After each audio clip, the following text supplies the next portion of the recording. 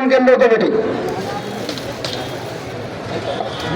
أعوذ بالله من الشيطان الرجيم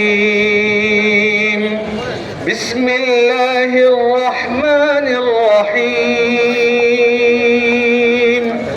لا يكلف الله نفسا إلا وسعها لها ما كسبت وعليها ما اكتسبت ربنا لا تؤاخذنا إن نسينا أو أخطأنا ربنا ولا تحمل علينا إصرا كما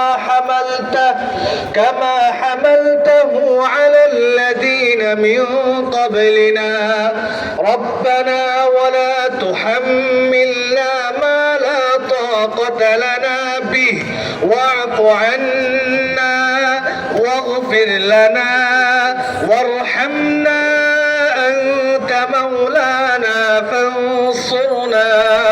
فانصرنا على القوم الكافرين صدق الله العظيم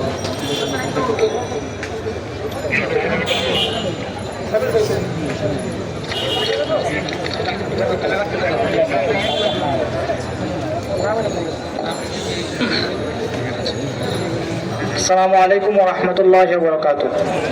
أشهد أن لا إله إلا الله وحده لا شريك له وأشهد أن محمدا عبده ورسوله صلى الله عليه وسلم. সংগ্রামী সাথী ও বন্ধুগণ, আমরা আজকে এখানে একটি মহৎ উদ্দেশ্য নিয়ে একত্রিত হয়েছি। আপনারা জেনে থাকবেন আমাদের আজকের এক অন্যতম উদ্দেশ্য হলো আমরা লেখক ও অ্যাক্টিভিস্ট এদেশের কথিত রাম বাম এবং শাহবাগীদের জম লেখক শফিউর রহমান ফারাবীর মুক্তির দাবিতে আজকে আমাদের এই অবস্থান ও কর্মসূচি। আমি আজকে শফিউর রহমান ফারাবী ভাইয়ের একটা বক্তব্যের অংশ থেকে আমি আপনাদের সামনে আমার আলোচনাটা শুরু করতে চাচ্ছি।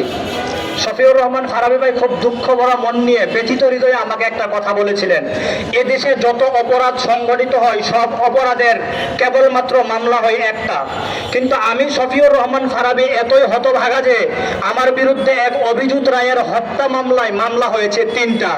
এবার আপনারাই বলুন, এই ধরনের ঘৃণিত কাজ কি কোনোভাবে আমরা তাওহীদি জনতা মেনে নিতে পারি?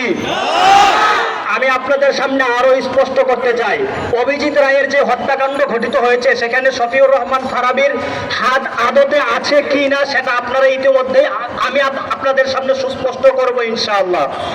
শফিউর রহমান ফারাবী বিজ্ঞ আদালতকে একটি জবানবন্দি দিয়েছেন, সেখানে তিনি স্পষ্টই দাবি করেছেন এবং তার বক্তব্য লিখিত আকারে এমনভাবে পেশ করেছেন যে আমাকে যখন র্যাব গুম করে তার ঠিক 2 দিন আগে তথা 2015 সালের 26শে ফেব্রুয়ারি অভিজিৎ রায়কে শাহবাগের টিএসসি চত্বরে হত্যা করা হয়।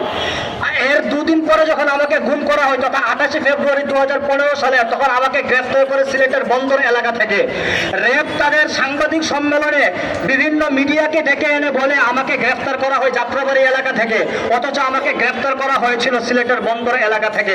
এবার আপনারাই বলুন, র্যাবের এই চক্রান্ত সুস্পষ্টই মিথ্যা, আমাদের সামনে সুস্পষ্ট। এমনকি তিনি আরো বলেছেন, আমি আপনাদের সামনে বাস্তবতা আজ তুলে ধরবই, আমি আজ শফিউর রহমান ফারাবীর মুখপাত্র হয়ে এখানে এসেছি, শুধুমাত্র বৈষম্যহীন কারামুক্তি আন্দোলনের সঞ্চালক হয়ে আপনাদের সামনে আসেনি।